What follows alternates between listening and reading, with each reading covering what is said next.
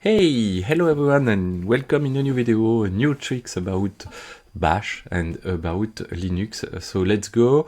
Remember that by default you can keep the Bash history mod, the default Bash history mod, but in this video I just want to show you how to store your history and to organize it with just one file per month and to retrieve easily your previous command. So to do that, it's really simple.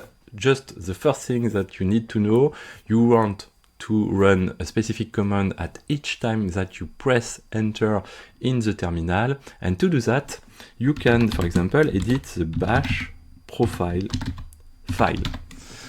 And of course in your home. And after that, you need to create a dedicated variable named prompt, sorry, with a P here, prompt command, like here, equal, and you can set just what you want. So if we use it directly, sometimes maybe you need to change your privilege and run as root. You don't want to run, for example, this command to store what you launch as a root, and you need to bypass all stuff that you launch as root, sorry. And to do that, you can just put an if condition like here and check before which user is.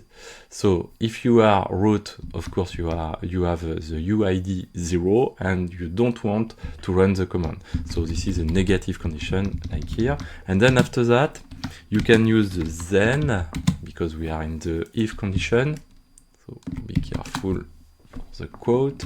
And after that, we want to ensure that we create, if it's not already exist, a dedicated directory in our home. So, and we want to create a directory named .logs. So this is an hyphen directory, an hidden, sorry, directory. And after that, what we want to do, we want to edit a file in this directory. So, for example, we want to put in this directory, or to create, if it not already exists, a dedicated file based on in the name we want to be based on the date and of course on the month, like here. And we can add a name for each file, like a prefix with bash history, for example. And after that, what we want to edit and to add into this file, we want to add the which command do we run, at which time, and in which directory. So yes, and to do that, it's easy. It's quite easy. With Linux, we can do anything.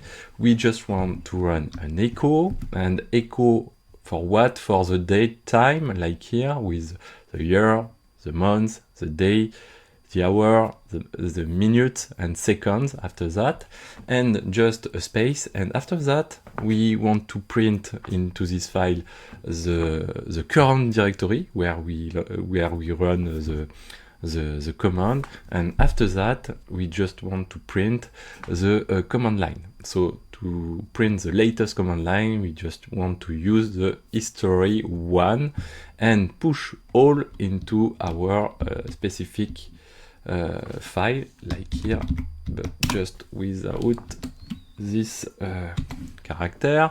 And after that, what we want to do, we just want to keep only 10 months. So to do that, it's quite easy.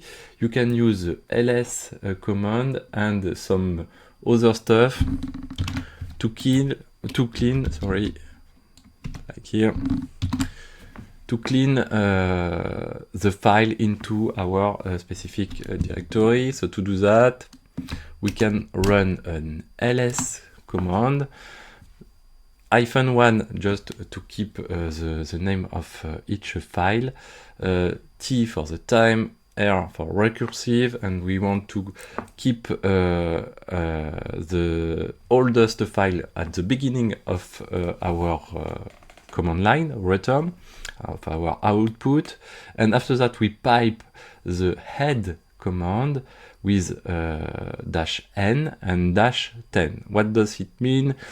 It means that we want to keep the 10 latest and oldest line into our previous output, so this element, and all other lines are output. So for example, if we have 100 lines, we just keep the 91st line and we put it into X args and specify that we want to use the separator as return to return line.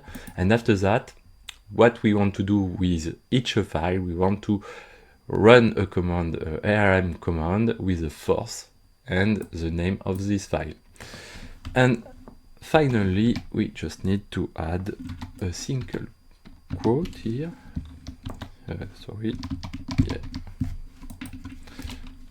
At the end, like here.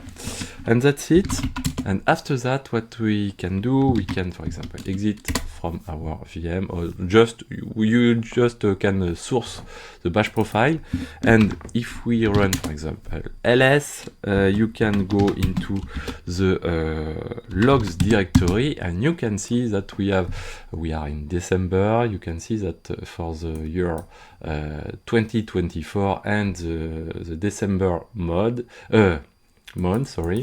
you can see that we have 2 lines into it. We can see the date time where we run this command, so the vim, for example, here. We are in the home of about our vagrant user, the order in the history, so this is the number in the history, and the command run. If I switch to another directory, for example here, I just run ls and check again what we have into our home and our archive. So we are in etc with another date time, and we switch, of course, and we run ls and we run again the cat command. So it works. I hope that's useful for you and give you some ideas about how you can handle the Linux command line. See you in the next video, and don't forget to subscribe to the channel. Bye bye!